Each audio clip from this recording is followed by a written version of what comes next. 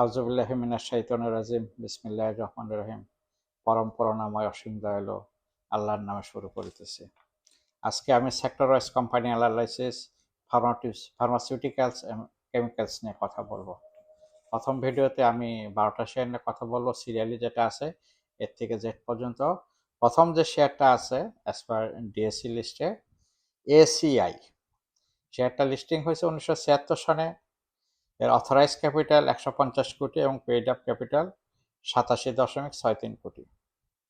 আর সেটা যদি আমরা ট্র্যাক রেকর্ড দেখি তাহলে আমরা দেখতে পারবো 2024 সনে তারা 20% ক্যাশ ডিভিডেন্ড দিছে, 15% বোনাস দিছে, 2023-এ 40% ক্যাশ, 2022-এ 50% ক্যাশ এবং 5% বোনাস, 2021-এ 65% ক্যাশ এবং 15% বোনাস, 2020-এ 80% ক্যাশ এবং 10% বোনাস দিছে।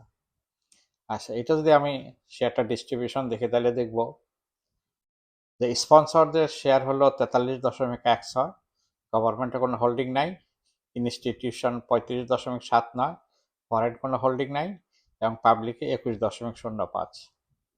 আচ্ছা, এটা লাস্ট ট্রেডিং প্রাইস গেছে 182.40। এটা যদি আমরা কোয়ার্টারলি ইনকামিং দেখি তাহলে দেখব এবছর খুব খারাপ অবস্থা তাদের। প্রথম কোয়ার্টারে তাদের লস হয়েছে 5 টাকা 54 পয়সা, দ্বিতীয় কোয়ার্টারে তাদের লস হয়েছে 3 টাকা 17 পয়সা। শেয়ারটা 1976 সনে লিস্টিং হওয়ার কারণে এখন পর্যন্ত সেটা 49 বছর অতিক্রম করছে। পরবর্তী শেয়ারটা হলো এসিআই ফর্মুলা, 2008 সনে লিস্টিং হয়েছে। এটা অথরাইজ ক্যাপিটাল খুব কম 50 কোটি এবং পেইড আপ ক্যাপিটাল 47.25 কোটি। আচ্ছা, এটা যদি আমরা ট্র্যাক রেকর্ড দেখি তাহলে দেখবো ট্র্যাক রেকর্ড খুব ভালো।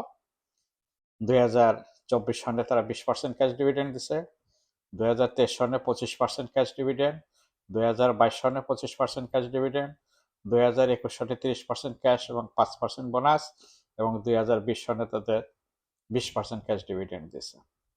লাস্ট ট্রেডিং প্রাইস গেছে তাদের 133 টাকা 40 পয়সা।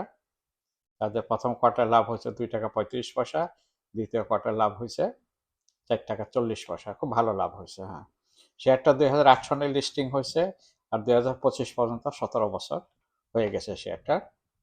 পরবর্তী শেয়ারটা হলো অ্যাকমি ল্যাব, 2016 সনে লিস্টিং হয়েছে। অথরাইজ ক্যাপিটাল 300 কোটি, পেইড আপ ক্যাপিটাল 211.60 কোটি। এটা ট্র্যাক রেকর্ড খুবই ভালো।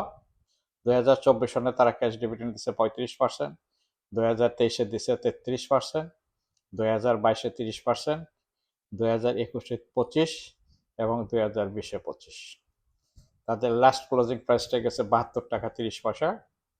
আচ্ছা, এদের প্রথম কোয়ার্টার লাভ হলো 2 টাকা 61 পয়সা এবং দ্বিতীয় কোয়ার্টার লাভ হলো 2 টাকা 86 পয়সা, একটু ইনক্রিজ হয়েছে। হ্যাঁ, 2016 সাল থেকে 2025 পর্যন্ত 9 বছর। আচ্ছা, এটা যদি আমরা দেখি শেয়ার ডিস্ট্রিবিউশনটা, স্পন্সরদের হোল্ডিং হলো 42.38, গভর্নমেন্ট কোনো হোল্ডিং নাই, ইনস্টিটিউশন হোল্ডিং 29.97, ফরেন হোল্ডিং হলো 0.12% এবং পাবলিক হোল্ডিং হলো 27.353। তাহলে এই কম্বিনেশনটা খুব সুন্দর, প্রায় কাছাকাছি 30% এই অবস্থা। তাদের ডিভিডেন্ড রেশিও ইনক্রিজ হয়েছে এবং তাদের পেইড আপ ক্যাপিটালও মোটামুটি ভালো, 216 কোটি। এটা ফার্মাসিউটিক্যাল কোম্পানির জন্য আমি মনে করি ছোটোর মধ্যে ভালো ভালো পেইড আপ ক্যাপিটাল। তার পরবর্তী শুধুতে আমরা দেখি অ্যাকমি পেস্টিসাইডস, লিস্টিং হয়েছে 2021-এ। অথরাইজ ক্যাপিটাল 150 কোটি এবং পেইড আপ ক্যাপিটাল 135 কোটি, মানে অথরাইজ পেইড আপ ক্যাপিটাল প্রায় কাছাকাছি হয়ে গেছে। হ্যাঁ, এটা যদি আমরা ট্র্যাক রেকর্ড দেখি তাহলে দেখবো খুবই খারাপ অবস্থা। 2024 সনে তারা ডিভিডেন্ড দিচ্ছে 25.25%, 0.25, 1%টা দেন, 1% হইলে 10 পয়সা হইতো। হ্যাঁ, 0.25 মানে 10 পয়সার 4/1 মানে 2.5 পয়সা। আচ্ছা, 2023 সনে দিছিল তারা 0.10% মানে 10 পয়সা। আচ্ছা, 2022 সনে দিছিল 5%। আচ্ছা, 2021 সনে তারা কোনো ডিভিডেন্ড দেয়নি, 2021 সনে তারা লিস্টেড হয়েছে, যার জন্য ডিভিডেন্ড দেওয়ার প্রয়োজন পড়ে না আর কি। আচ্ছা, এটা লাস্ট ট্রেডিং প্রাইস হইল গিয়ে 13 টাকা। আচ্ছা, এটা যদি আমরা কোয়ার্টারলি ইনকাম দেখি তাহলে প্রথম কোয়ার্টারে তাদের লস হলো 12 পয়সা, দ্বিতীয় কোয়ার্টারে তাদের লস হয়েছে 18 পয়সা, 2টা কোয়ার্টারে তার লস হয়েছে। শেয়ারটা মার্কেটে আসছে 4 বছর, 2021 থেকে 2025, 4 বছর। তার পরবর্তী শেয়ারটা আমরা দেখব অ্যাক্টিভ ফাইন। শেয়ারটা লিস্টিং হচ্ছে 2010 সন, আর এখন 2025 হলো 15 বছর। আচ্ছা, এটা যদি আমরা ট্র্যাক রেকর্ড দেখি তাহলে আমরা দেখব, হ্যাঁ, শেয়ারটা জেড গ্রুপের শেয়ার হয়ে গেছে। 2024 সনে তারা কোনো ডিভিডেন্ড দেয় নাই, 2023 সনে তারা কোনো ডিভিডেন্ড দেয় নাই, 2022 সনে দিচ্ছে 0.25%, মানে 2.5 পয়সা। তার আগের বছর দিয়েছিল 0.5%, মানে 5 পয়সা। আচ্ছা, এটা লাস্ট ট্রেডিং প্রাইস গেছে হইলো 7 টাকা 90 পয়সা, খুব কম দাম আছে। যেহেতু তারা দেয় না জেড গ্রুপের শেয়ার, সেই হিসাবে 7 টাকা 8 টাকা 10 টাকা থাকলে ওই অত মাথা ব্যথার কোনো কারণ আছে বলে আমি মনে করি না। তো যেসব শেয়ার জেড গ্রুপের শেয়ার, তারা সামথিং ডিভিডেন্ড দেয় 200-250 টাকা দাম, 150 টাকা দাম, সেসব জিনিস নিয়ে চিন্তা ভাবনা করতে গেলে অনেক খারাপ লাগে। আচ্ছা, এটা প্রথম কোয়ার্টারে তাদের লাভ হয়েছে 12 পয়সা, দ্বিতীয় কোয়ার্টারে তার লস দিচ্ছে 1 পয়সা, তৃতীয় কোয়ার্টারে তাদের লাভ হয়েছে 2 পয়সা। খুব করুণ অবস্থা। আচ্ছা, এটা অ্যাডভেন্টে আমরা যদি দেখি যে তারা স্পন্সরশিপ অথরাইজ ক্যাপিটাল হলো 100 কোটি, পেইড আপ ক্যাপিটাল হলো 93 কোটি। তার মানে তারা টাকা মার্কেট থেকে সব নিয়ে নিছে, আর ফাঁক নেই। আর তাদের বোনাস টোনাস দেওয়ার সুযোগ নেই, ডিভিডেন্ড রাইট দেওয়ার কোনো সুযোগ নেই। আচ্ছা, এখানে আমরা দেখি তাদের হোল্ডিংটা কি আছে। স্পন্সর শেয়ার হলো মাত্র 12%, স্পন্সর শেয়ার মাত্র 12%, গভর্নমেন্ট শেয়ার নাই। ইনস্টিটিউশন হোল্ডিং হলো 21.05, ফরেন হোল্ডিং হলো 0.27, এবং পাবলিক হোল্ডিং হলো 66.64। আমার কথা হইল, যেখানে সম্মিলিতভাবে স্পন্সরদের 30% শেয়ার হোল্ডিং করার কথা, কিন্তু এই শেয়ারটা কেন তাদের হোল্ডিংয়ে 12% আসলো আমার বোধগম্য নয়। এই জিনিসটা বাংলাদেশ সিকিউরিটিজ অ্যান্ড এক্সচেঞ্জ কমিশনের দেখা দরকার, তাদের খতিয়া দেখা দরকার। এটা যেহেতু মেজর ভুল করছে, স্পন্সররা শেয়ার বিক্রি করে দিয়ে চলে গেছে, তাদেরকে আইনের আওতায় আনা দরকার, তাদেরকে জরিমানা করা দরকার, তাদেরকে জেল জুলুম করানো দরকার। তাইলে অন্যান্য শেয়ার কোম্পানিগুলো তারা বুঝতে পারবে। তারা এক্ষেত্রে এজিএম করে না, ডিভিডেন্ড দেয় না, আবার স্পন্সররা সকল শেয়ার বিক্রি করে দিয়ে চলে গেছে। আচ্ছা, পরবর্তী শেয়ার হলো এএফসি অ্যাগ্রোবায়োটেক।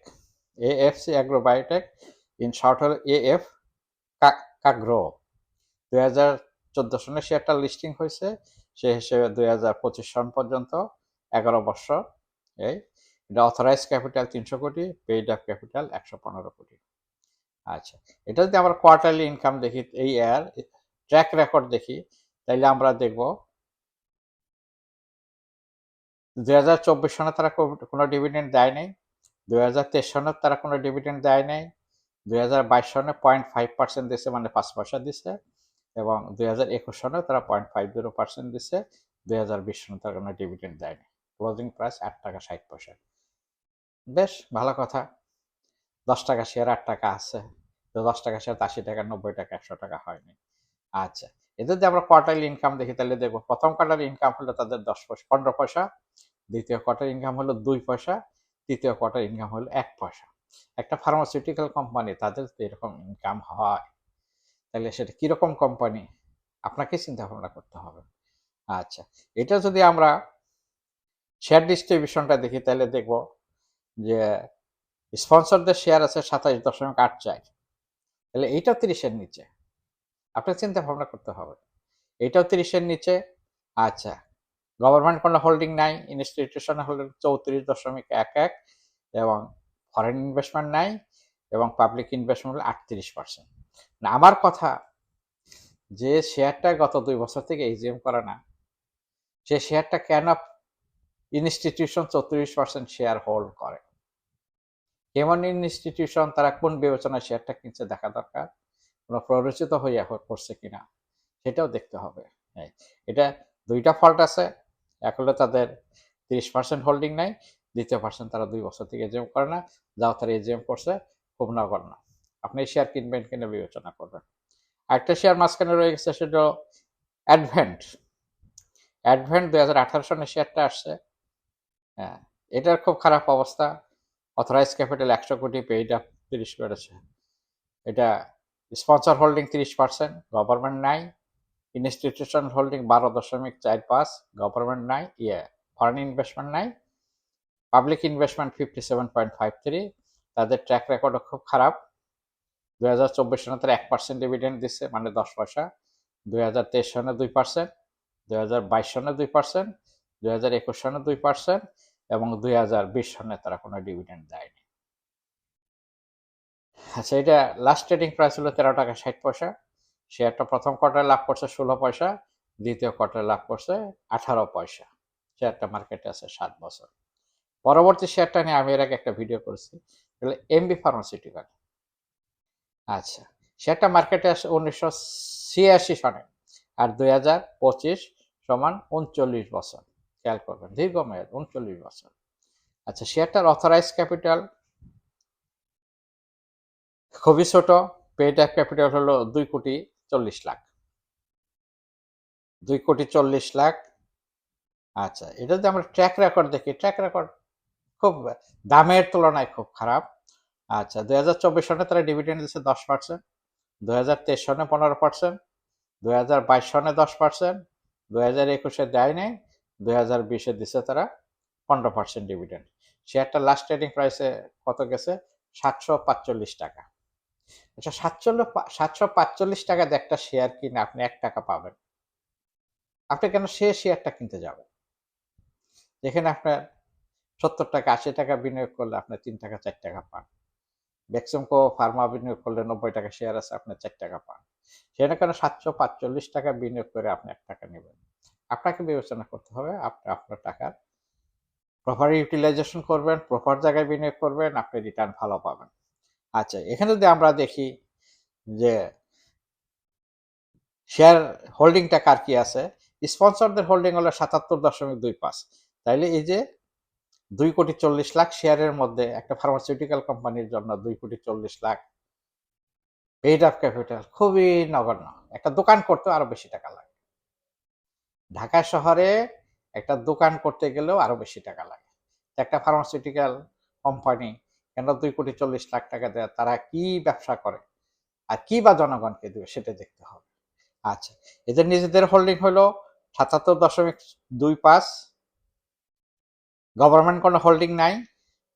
Institutional holding 8.79। বেশ ভালো, নগণ্য।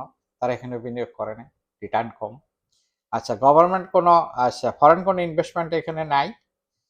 আচ্ছা, পাবলিক হোল্ডিং হলো 13.96। এই 39 বছর ভরে যে শেয়ারটা ব্যবসা করে, সে শেয়ারটার পেইড আপ ক্যাপিটাল 2,40,00,000। তাদের তো এখানে কোনো গ্রোথ হয় নাই। যে কোম্পানি গ্রোথ হয় নাই সেখানে আপনি কেন বিনিয়োগ করেন? আপনি চাইবেন আপনার টাকার গ্রোথ হইতে। যেসব কোম্পানি গ্রোথ হচ্ছে আপনি সেখানে যান। তারপরে আমি বিশেষভাবে বলবো, এই শেয়ার থেকে আপনার বের হয়ে আসেন। শেয়ারটা কোম্পানিরা, শেয়ারটা মার্কেটে ছাড়ুক। এই শেয়ারটা দেখবেন 10 টাকা পাওয়ার জন্য, 1 টাকা পাওয়ার জন্য, 10% পাওয়ার জন্য, 1 টাকা পাওয়ার জন্য এই শেয়ারটা 20-30 টাকাই যথেষ্ট। তার বেশি হওয়া উচিত না। কেন শেয়ারটা 745 টাকা হবে। হ্যাঁ, তারপরে কেউ দামটা ধরে রাখছে। আচ্ছা, পরবর্তী শেয়ারটা হলো এশিয়াটিক ল্যাব। শেয়ারটা 2024 আসছে, মানে 1 বছর আগে। শেয়ারটার অথরাইজ ক্যাপিটাল 200 কোটি, পেইড আপ ক্যাপিটাল 122.39। আচ্ছা, এটা যদি আমরা ট্র্যাক রেকর্ড দেখি তাহলে দেখবো তারা একবারই যে করতে পারছে 10% ডিভিডেন্ড। 2024 আসে, 24 তারা 10% ডিভিডেন্ড, অতীত রেকর্ড আর পাওয়া নাই, সম্ভব না। আচ্ছা, লাস্ট ট্রেডিং হচ্ছে 30 টাকা 30 পয়সা। তাদের কোয়ার্টার প্রথমে হয়েছে ইনকাম হচ্ছে 24 পয়সা, দ্বিতীয় কোয়ার্টার ইনকাম হচ্ছে 72। বেশ গ্রোথ হয়েছে, শেয়ারটা আসছে 1 বছর থেকে। আচ্ছা, এখানে যদি আমরা হোল্ডিংটা দেখি তাহলে দেখবো যে স্পন্সরদের হোল্ডিং 40.71, ভালো হোল্ডিং। গভর্নমেন্ট নাই। ইনস্টিটিউশন 16.16, কম। হয়তো ভবিষ্যতে তারা আরো এজিএম করলে, আরো ভালো কিছু দিলে হয়তো ইনস্টিটিউশন এখানে ইন্টারেস্ট দেখাবে, তারা হয়তো আরো বিনিয়োগ করবে। আচ্ছা, পাবলিক হোল্ডিং হলো 43%। পরবর্তী শেয়ারটা হলো বিকন ফার্মা। বিকন ফার্মা খুব গ্যামলিং হয় শেয়ারটা নিয়ে।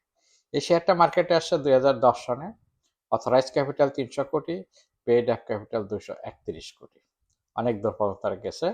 আচ্ছা, এটা যদি আমরা তাদের ট্র্যাক রেকর্ড দেখি তাহলে দেখবো 2024 সালে তারা 20% ডিভিডেন্ড দিচ্ছে, 2023-এ 16%, 2022-এ 16%, 2021-এ 15% এবং 2020-এ 6% ডিভিডেন্ড দিয়েছে। লাস্ট ট্রেডিং প্রাইস 115 টাকা 80 পয়সা। তাদের ইনকাম যদি আমরা দেখি, কোয়ার্টারলি ইনকাম প্রথম কোয়ার্টারে 1 টাকা 56 পয়সা, দ্বিতীয় কোয়ার্টারে 1 টাকা 91 পয়সা। আচ্ছা, এই যে 115 টাকা দিয়ে আপনি 2 টাকা পাবেন, 1 টাকা 60 পয়সা পাবেন, 1 টাকা 50 পয়সা পাবেন, মানে এর থেকে আরো কম পয়সায় শেয়ার কিনে আপনি আরো ভালো ডিভিডেন্ড পেতে পারেন। লিবিকন ফার্মাতে যাওয়া আপনার দরকার আছে বলে আমি মনে করি না। আপনি অনেক কম পয়সায় আরো ভালো শেয়ার পাবেন, সেখানে যান। আর যদি গ্যামলিং কিনতে চান, রাস্তায় মিছিল মিটিং করতে চান, তাহলে কিনবেন। আপনার টাকা, আপনার বিবেচনা। আমি শুধু বলতে চাইতেছি, আরো কম টাকা বিনিয়োগ করে আপনি বেশি শেয়ার কিনতে পারবেন এবং বেশি ডিভিডেন্ড পাবেন। তার পরবর্তী শেয়ারটা হলো বেক্সিমকো ফার্মা। আচ্ছা, বেক্সিমকো ফার্মার শেয়ারটা হলো আপনার 1986 সনে মার্কেটে আসছে। আচ্ছা, সেই হিসেবে এটা 39 বছর দীর্ঘ সময় পথ পাড়ি দিয়েছে। আচ্ছা, এটার অথরাইজ ক্যাপিটাল হলো 1500 কোটি, পেইড আপ ক্যাপিটাল হলো 446 কোটি। আচ্ছা, 446 কোটি টাকাতে ভালো একটা ইন্ডাস্ট্রি করা যায়, তারা করছে। সালমান এফ রহমান সম্পর্কে দুর্নাম গ্যাঞ্জাম বদনামে দেশে দিক যাই থাকুক, সে হয়তো বিনিয়োগকারীদের ওইরকম ঠকাই বলে মনে করি না, কিন্তু মার্কেটে তার প্রোডাক্টের ডিমান্ড আছে। প্রোডাক্ট কোয়ালিটি খারাপ কিনা আমি বলতে পারবো না, ডিমান্ড আছে। ডিমান্ড যদি থাকে তাহলে ধরে নিতে হবে প্রোডাক্ট কোয়ালিটি ভালো। আচ্ছা, তাদের ট্র্যাক রেকর্ডও খুবই ভালো। 2024 সালে তারা 40% ডিভিডেন্ড দিছে, 2023-এ 35%, 2022-এ 35%, 2021-এ 35%, 2020-এ 35%। শেয়ারটা মার্কেটে লাস্ট ট্রেডিং হয়েছে 91 টাকা 50 পয়সা। আচ্ছা, 91 টাকা 50 পয়সা বিনিয়োগ করে যদি আপনি 4 টাকা পান, কেন আপনি 115 টাকা বিনিয়োগ করে 2 টাকা নেবেন? সহজ হিসাব, সহজ হিসাব। তাহলে আপনি 90 টাকা দিয়ে শেয়ার কিনলে বেশি শেয়ার পাবেন, বেশি ডিভিডেন্ড পাবেন। কেন আপনি 115 টাকা দিয়ে আপনি 2 টাকা নেবেন? 90 টাকা দিয়ে 4 টাকা নেওয়া ভালো, সহজ হিসাব। আচ্ছা, এটা যদি আমরা ইনকামটা দেখি তাহলে দেখব প্রথম কোয়ার্টার ইনকামটা যে 3 টাকা 77 পয়সা, দ্বিতীয় কোয়ার্টার ইনকাম হলো তার কাছে 4 টাকা 10 পয়সা। ইনকামেরও গ্রোথ হয়েছে। সেখানে বিকন ফার্মা প্রথম কোয়ার্টারে ইনকাম হলো 1 টাকা 56 পয়সা, দ্বিতীয় কোয়ার্টারে 1 টাকা 91 পয়সা। তাই না? 1 টাকা 56, 3 টাকা 77, অর্ধেকেরও কম। আচ্ছা, দ্বিতীয় কোয়ার্টারে তাদের ইনকাম ওটাতে অর্ধেকেরও কম। তাহলে আমি মনে করব আপনি বিকন ফার্মার থেকে বের হয়ে অন্য একটা শেয়ারে যান। আচ্ছা, সর্বশেষ শেয়ারটা নিয়ে যখন আমি কথা বলবো, আচ্ছা এটা যদি আমরা ওই শেয়ার ডিস্ট্রিবিউশনটা দেখি তাহলে আমরা দেখব স্পন্সরদের কাছে আছে 30.13, মিনিমাম 30 থাকার কথা, 30.13, খুব মার্জিনাল, খুব ভালো অবস্থা। আচ্ছা, গভর্নমেন্ট কোনো হোল্ডিং এখানে নাই। ইনস্টিটিউশনাল হোল্ডিং হলো 24.92, মানে কাছাকাছি 25। আচ্ছা, এখানে ফরেন ইনভেস্টমেন্ট হলো 27.6। খেয়াল করবেন, ফরেন ইনভেস্টমেন্ট 27, তার মানে পুরা শেয়ারে 3 ভাগের 1 ভাগ ফরেনারদের কাছে আছে, কাছাকাছি। আচ্ছা, পাবলিক হোল্ডিং হলো 17.32, সরি। তাইলে এই যে বিদেশিরা যে শেয়ারটা এখানে কিনছে, হোল্ডিং করছে 17.32, 27.63, তাতে এমনি কিনে নাই। তারা এদের ট্র্যাক রেকর্ড দেখছে, তাদের প্রোডাক্ট আইটেম দেখছে। আমি যতটুকু জানি তারা বহির্বিশ্ব তাদের মেডিসিন এক্সপোর্ট করে, তাইলে এখানে যাবে। আচ্ছা, সর্বশেষ শেয়ারটা হলো সেন্ট্রাল ফার্মাসিউটিক্যাল। 2013 সনে আসছে, সে হিসাবে 12 বছর। 300 কোটি পেইড আপ, 119.8, মানে 120 কোটি টাকা হইলো পেইড আপ ক্যাপিটাল, 300 কোটি অথরাইজ। আচ্ছা, এদের স্পন্সরদের হোল্ডিং হলো 7.67। খেয়াল করবেন, স্পন্সরদের যেখানে 30% শেয়ার হোল্ড করার কথা, সেখানে তাদের হোল্ডিং হলো 7.67। গভর্নমেন্ট নাই। ইনস্টিটিউশনাল হোল্ডিং হলো 10.51, ফরেন ইনভেস্টমেন্ট নাই, এবং পাবলিক হলো 81.82।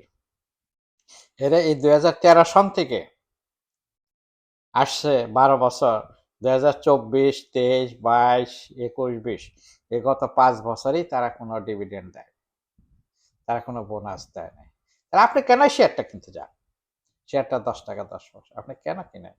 জানেন যে কলা গাছে কলা ধরবে না, যে গায়ে দুধ দিবে না, যে লাউ গাছে লাউ দিবে না, আমি কেন সেটা 10 টাকাতে কিনতে যাবো? মাগনা দিলেও টানবেন না, এটা একটা গার্বেজ। Totally garbage. কেন আপনি করবেন? আচ্ছা, এই 12টা শেয়ার নিয়ে আমি কথা বললাম। এখানে আমি যে 12টা শেয়ারের ভিতরে বললাম, তাতে যদি আমি গ্রেডিং করি, তাইলে এখানে আপনি বেক্সিমকো ফার্মা দেখছেন বেস্ট অবস্থায় আছে। তারপর আছে অ্যাকমি ল্যাব আছে। ৳৭২ বিনিয়োগ করলে ৳৩.৫ পাবেন। খুব ভালো অবস্থায় আছে, তাদের গ্রোথ হচ্ছে। ডিভিডেন্ড 25 থেকে তারা 35 এ গেছে 5 বছরে। এসিআই আগে খুবই ভালো ডিভিডেন্ড দিছে। এবছর তাদের প্রথম কোয়ার্টার, দ্বিতীয় কোয়ার্টার ইনকাম মাইনাস হয়ে গেছে। জানি না ভবিষ্যতে তারা কি করবে। বিনিয়োগ করতে সাবধান। এসিআই ফর্মুলা তাদের ট্র্যাক রেকর্ড ভালো, কিন্তু সেই হিসাবে শেয়ারের দামটা একটু বেশি। ৳১৩৮, ৳১৩৩ বিনিয়োগ করে যদি আপনি ৳2 পান এসিআই ফর্মুলাতে, আর অ্যাকমি ল্যাবে যদি আপনি ৳৭২ বিনিয়োগ করে ৳৩.৫ পান, আপনি কোনটায় যাবেন? আপনি নিজে বিবেচনা করেন। আপনার টাকায় আপনি নিজে বিবেচনা করেন। আশা করব ভিডিওটা ভালো লাগছে। এনালাইসিস করবেন, দেখবেন। তারপরে আপনারা বিনিয়োগ করতে যাবেন। তাছাড়া এখানে এমবি ফার্মার দাম অনেক বেশি। সেই হিসেবে ডিভিডেন্ড কম। আমি মনে করি এই ৳৭৪৫ দিয়ে একটা শেয়ার কেনার থেকে ৳৭০ করে এখানে আপনি কত ১০টা শেয়ার কিনতে পারেন একটার পরিবর্তে। একটা শেয়ার বিক্রি করে আপনি ১০টা অ্যাকমি ল্যাব কিনতে পারেন। একটা শেয়ার বিক্রি করে আপনি ৬টা বেক্সিমকো ফার্মা কিনতে পারেন। তাইলে আপনি কেন ওইসব শেয়ার রাখবেন? আশা করব বিবেচনা করবেন, চিন্তাভাবনা করবেন, বুঝবেন। তারপরে বিনিয়োগ করবেন। আচ্ছা, আজকে এটা এখানেই রাখি, শেষ করছি। আপনার টাকা আপনি বিনিয়োগ করবেন, যেখানে ভালো হয় সেখানে বিনিয়োগ করবেন। আমি বলব এত এক্সপেন্সিভ শেয়ারে না গিয়ে কম দামের শেয়ারে আসেন, যাদের ট্র্যাক রেকর্ড খুব ভালো। যদি শেয়ারটা ভালো লাগে, যদি আজকের আলোচনা ভালো লাগে, তাহলে এটা সাবস্ক্রাইব করবেন। বন্ধু মহলে যারা শেয়ারে ইন্টারেস্ট আছে, তাদের মধ্যে জিনিসটা শেয়ার করবেন। রাখি, আল্লাহ হাফেজ। আসসালামু আলাইকুম।